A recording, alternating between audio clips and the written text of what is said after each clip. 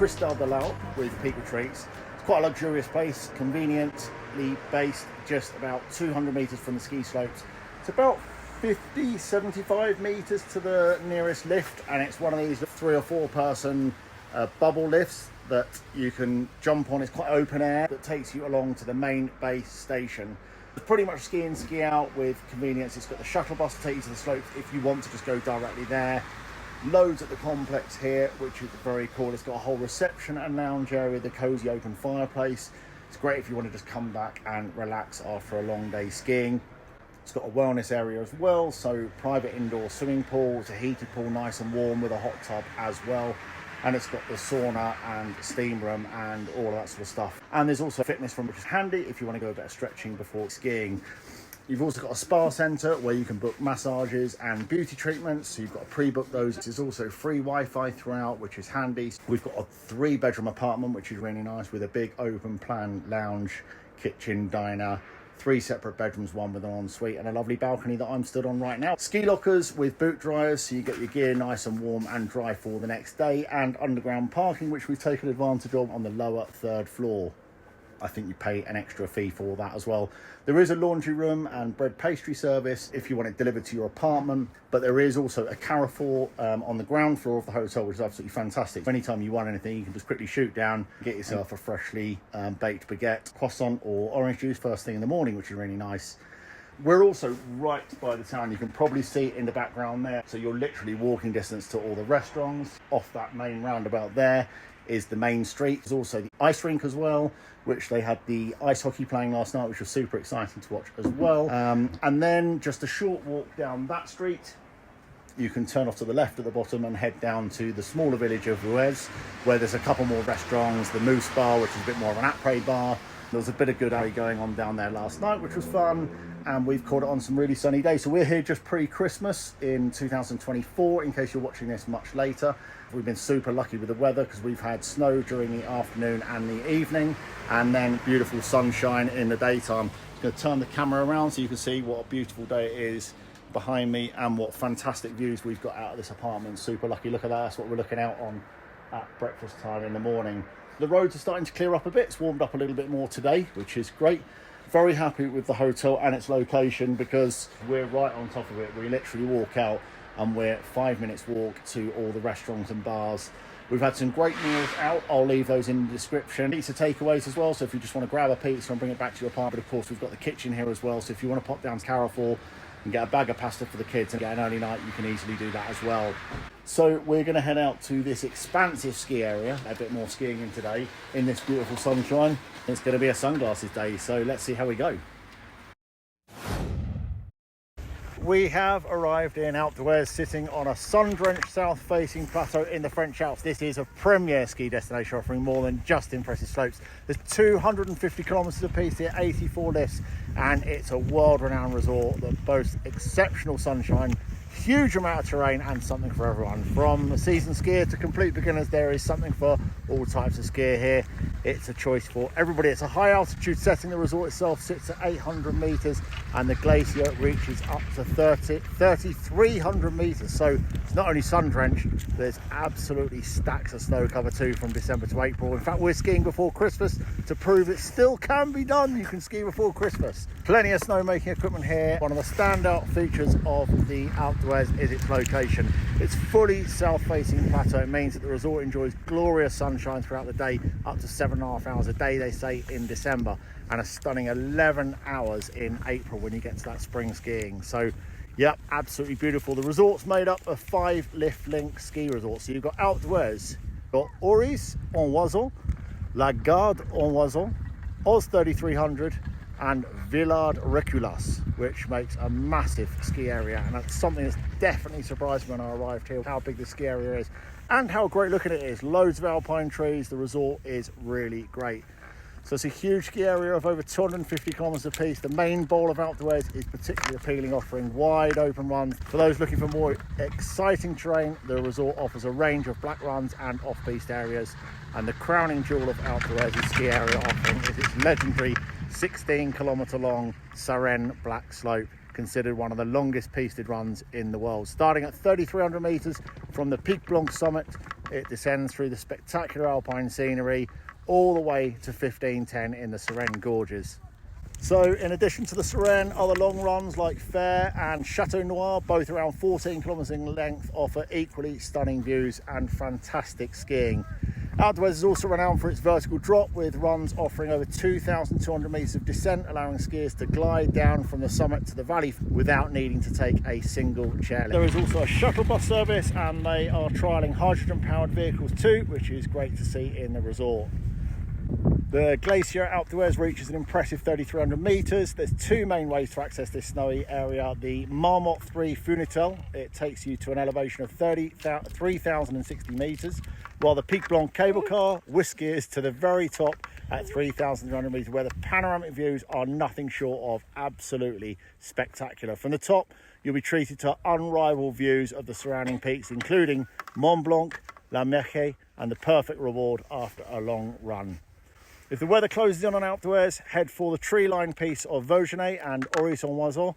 The trees here provide the much-needed definition when you can't otherwise tell what's ski and what is sky. So some favourite runs there are the village, which is a blue, down to the village of Huez, and the red run starting at the Huez tourist office. This drops you down to the same return lift. Even if the valley is shrouded in cloud and fog, the top of the mountains can be super sunny like it is today. Check out the webcams, and also don't forget that if it's lashing down with rain at the bottom, it's probably snowing up top. If you can take advantage of days like these, you'll often have great stashes of fresh powder all to yourself.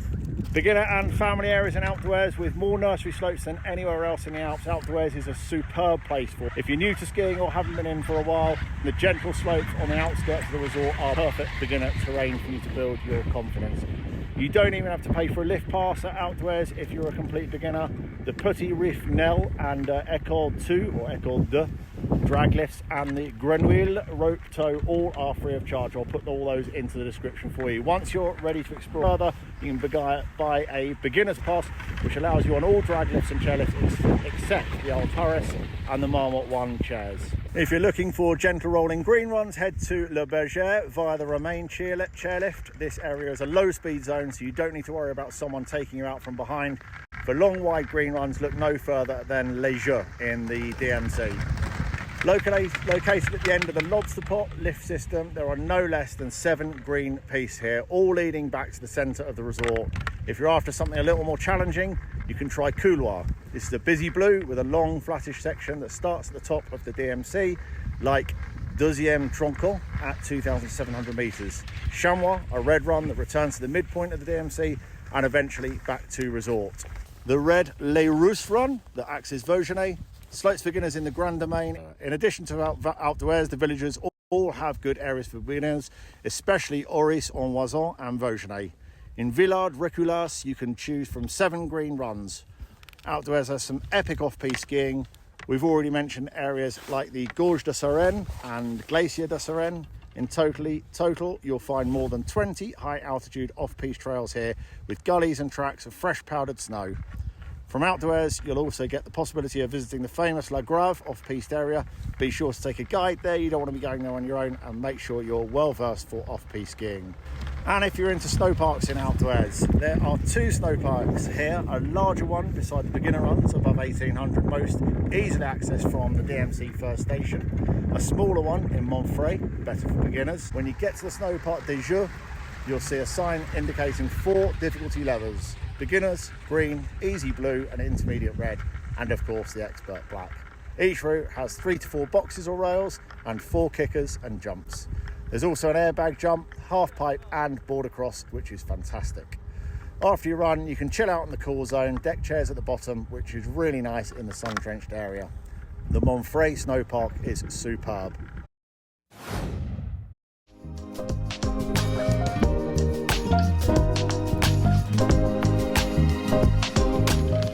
So we are at the top of Pic Blanc, the highest point in Alpe d'Huez Grand Ski Domain, reaching an elevation of 3,330 metres. That's nearly 11,000 feet. Offers stunning panoramic views of the surrounding mountains. It's also the starting point of 2 legendary ski runs. La Sarenne is the longest ski run in Europe, stretching 16 kilometres, that's 10 miles from the summit of Pic Blanc down to the valley. As you can see, the scenery behind me is absolutely breathtaking. Just check out those views around me. It looks absolutely spectacular. We've chosen an absolutely fantastic day to come up here. We're up at 3,330 meters just in the early weeks of December 2024. And the conditions are absolutely superb. We arrived with some nice snowy afternoon and the evening and woke up to beautiful sunshine and lovely skiing. There we are at the top of Pic Blanc. Let's go and see what this 16 kilometer, 10 mile run Sarenne is like. We'll chat to you when we get down to the bottom. For those wondering whether you should tackle Pic Blanc in Alpe d'Huez, when you get off the lift, the very first bit, which is about, I would say about 20 or 30 meters, is steepish, quite narrow, but you can just side slide or snowplow down if you're not feeling confident.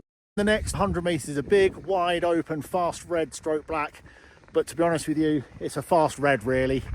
And then you come down and it smooths out. So actually so far, if you're an intermediate skier, you can definitely manage this. So don't be put off by the altitude or the fact that everybody says, oh, it's a massive run and it's a black. If anything, the views are absolutely exceptional.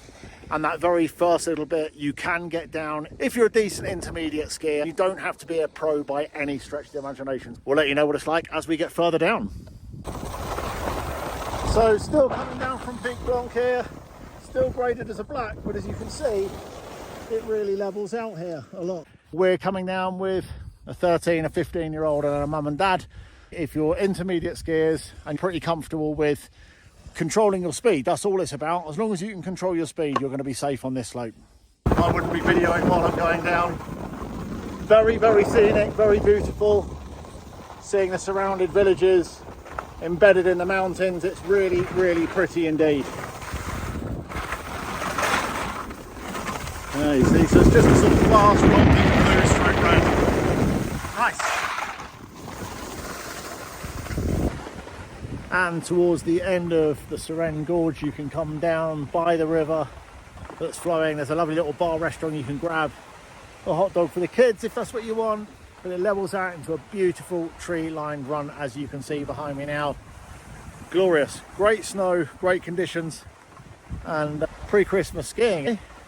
Can't beat it. And it's quiet. Look at the runs behind us. There's never anybody around. Every time we go somewhere, we think, is it supposed to be closed? Amazing. So great time to come skiing. We're about to pick up the lift to head back up over to Alpe d'Huez. So having survived Sarenne, the 16 kilometer black, the longest black in the Alps, 10 miles, we've managed to get to the base and no problem getting down. And as you can see, the Alps down behind us, stretching out as far as you can see out here, and Alpe d'Huez down at the base. We've rewarded ourselves by coming up the signal lift, up to the signal restaurant, which is just behind me. Really nice restaurant, which has just got a terrace overlooking Alpe d'Huez for a nice little rest before we go out skiing this afternoon. So yeah, a lovely little spot up at the signal here, great restaurant. You've got more of a, I don't know whether it's Michelin star, but a Michelin star restaurant upstairs with tablecloths and napkins, a nice bar area, but really nice food, looking really good actually. Some nice curries and pad thai and some more basic food as well if you want it. Beautiful view overlooking Alpe d'Huez. Check out that view of the Alps right up behind us, absolutely stunning.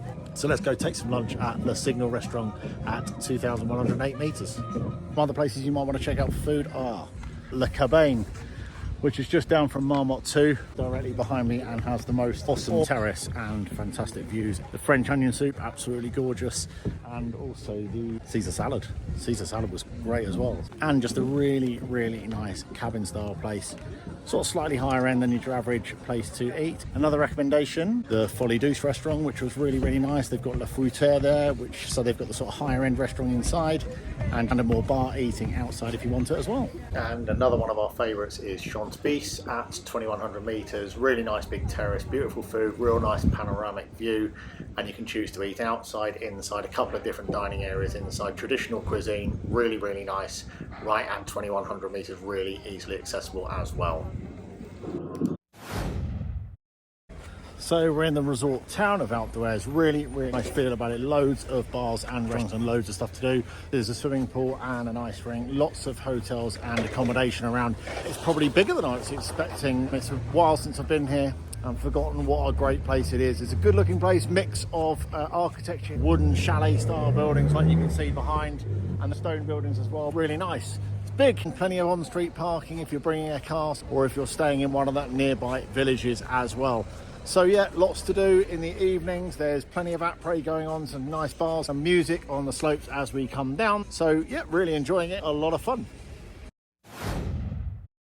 We loved eating out at Edelweiss restaurant, looking meat straight on the stone, really nice atmosphere, loads of people doing fondue, so all the smells were absolutely fantastic.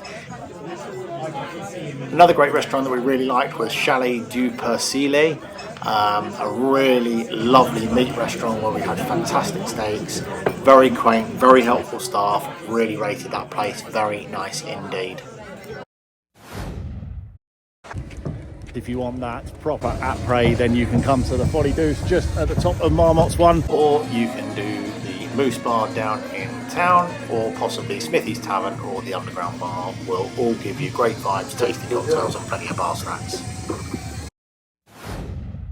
We came out to show, yes, you can get great skiing before Christmas. It's a long time since I've skied before Christmas, and I will definitely be back. We've had superb ski conditions, quiet slopes, quiet restaurants and fantastic snow, but still all the atmosphere of a really cosy, Christmassy chocolate box resort. We chose to drive down in an electric car, and you can see the details about that in another video. We stayed with Peak Retreats, and these guys are absolute specialists in these chocolate box resorts.